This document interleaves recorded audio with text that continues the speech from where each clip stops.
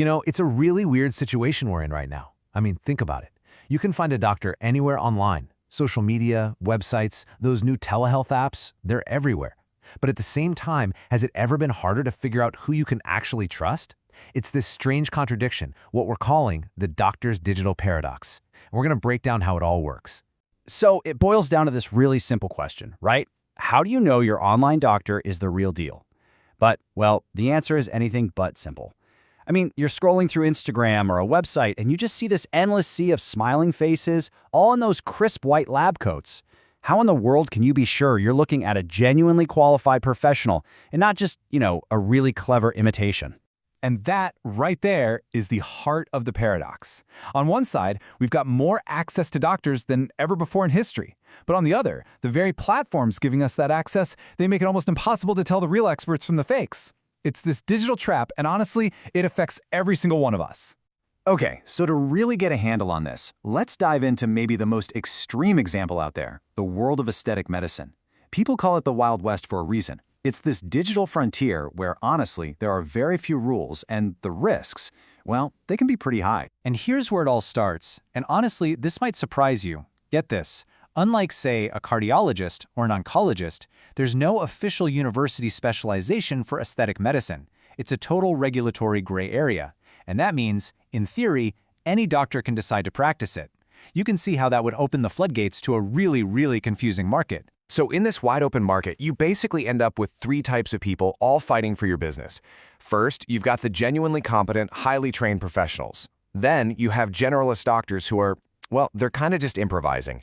And then, and this is the scary part, you've got totally unqualified people with no medical titles whatsoever. And this, of course, creates a massive problem for patients, for you. I mean, you're trying to navigate this crowded, confusing market, trying to make a huge decision about your health, about your appearance. So how are you supposed to choose? How do you even begin? Well, when you don't have clear, reliable standards, what happens is people are forced to rely on what experts call weak signals. You know what I'm talking about? You end up making your choice based on who has the lowest price or who has the most Instagram followers. Or you get wowed by a really dramatic before and after photo. The problem is, these are all marketing tricks, not medical credentials, and they can be seriously, seriously misleading. But look, this mess in the market, it's not just about a few bad actors or some pushy advertising. It's actually a symptom of something much, much bigger. What we're seeing is a fundamental breakdown of what medical authority even means anymore. Yeah, there's a pretty heavy term for this. It's called an epistemic crisis. And all that really means is it's the point where we as a whole society can't tell the difference between a real, credible expert and someone who's just good at looking like one. The very idea of what makes someone an authority, it's crumbling. So what does that actually look like in the real world? It means that a really slick website or a perfectly produced YouTube video, heck, even an influencer just wearing a lab coat can feel more trustworthy than an actual medical degree that's buried somewhere in a boring bio. It's all about appearances taking over and the real substance gets lost. All right, so if that's the problem, what's the answer? How do we possibly fight back against all this confusion? Well, the solution is actually pretty clear.